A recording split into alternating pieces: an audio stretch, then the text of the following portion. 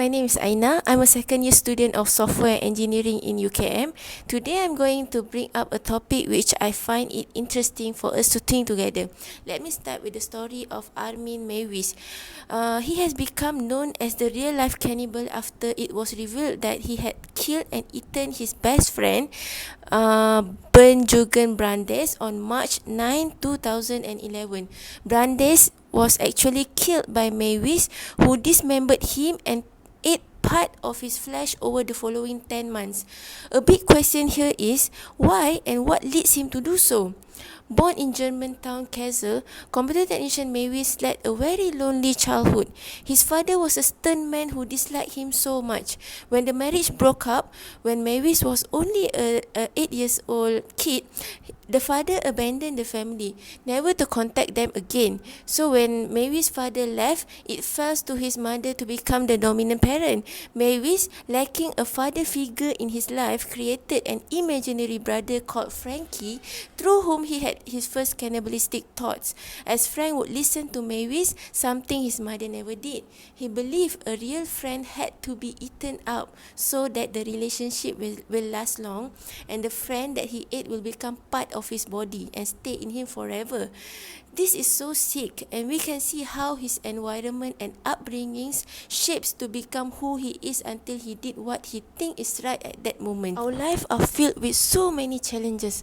All of us struggle with personal problems such as stress. We almost stress and worries about anything in our life. For example, for our health, finance, and our future, and so much more. Society heaps on additional concerns in the form of crime, violence, terrorism, and many more. All of these problems are so complex, and their solutions are complex too. Yet, I would like to bring this issue up so that I can share that they all share the same common cause. For the most part, they are all caused by human beings. After researching the subject, I have come to agree with the experts that one of the way to prevent nowadays social problem nowadays is by understanding human behavior.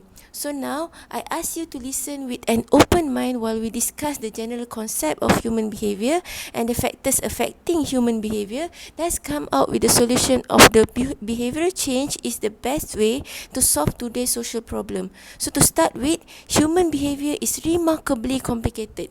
In order to understand why a person behaves in a certain way, you have to firstly understand what is meant by human behavior. Human behavior is experienced throughout an individual lifetime. It includes the way they act based on different factors such as genetic, social norms, attitude, religion, which I will cover about this later on.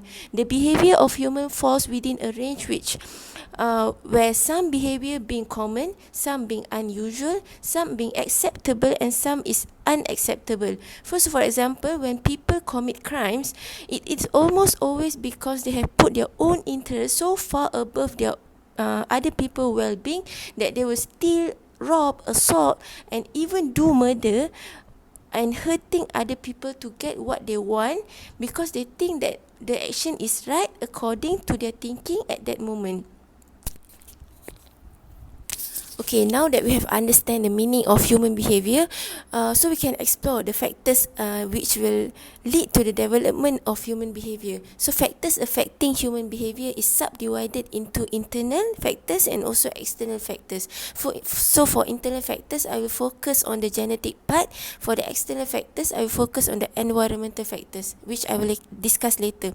So for the internal factors, there are so many broad conclusions to be drawn from behavioral genetic research about nature and origin of behavior. All behavioral traits and disorders are influenced by genes. They are so heritable. The single largest source comes from the twin studies, where it is routinely observed that monozygotic twins, which are the identical twins, are more similar to one another than the same-sex dizygotic twins in terms of their behavior. But just as all research human behavior phenotypes are influenced by genes, all such phenotypes are also influenced by their environment. The basic fact that monozygotic twins are genetically identical but never perfectly correlated for their behavioral traits indicated that the environment do shapes human behavior. So now coming to the environmental factors, which I will focus on the social norms. What is social norms? On a whole, people just want approval. They want to be belong, and those who do not follow the norms will suffer disapproval or may even be outcast from the group. According to arts, human behavior is strongly influenced by behavior of other humans. When we interact with others, these others provide direct input for our thinking and doing. Now that we had examined the factors affecting human behavior, we can change our behavior by controlling the factors. Yes, we can never change internal factors as it develops within us. However, we can always alter the external factors. External factors plays a bigger role in developing human behavior actually. Thus, by changing the external factors, which we can choose the environment that we want to be with, it can lead to decreasing of social problem by time. So human behavior is influenced by countless of environmental factors. Most of these factors we don't even realize. Jonah Berger, in her book titled Invisible Influence, The Hidden Forces That Shape Behavior, this is the title of the book, has described a series of studies that give a better understanding on how this environmental influences our behavior and how we can use them to improve our life and that those around us. So firstly, we have to discover the best crowd to be in our life. We get to choose the crowd to be in our life. In 1969, Robert Zejong studied the effects of crowd on the racing cockroaches. So what do you think the result is? The result is so amazing when the cockroaches ran faster when being watched. That is not all. The same audience made them run slower when Robert made the race more difficult. So later studies showed this same result happens to human being as well. This means that you are better off finding a private spot when you are doing something difficult and gather around people when you are doing something easy. We have to identify the people that can support us and those to be avoided when we are in a stress condition. So nowadays, people prefer to communicate through social media. Right? There are so many platforms such as Twitter, Instagram, Facebook, YouTube, and so much more.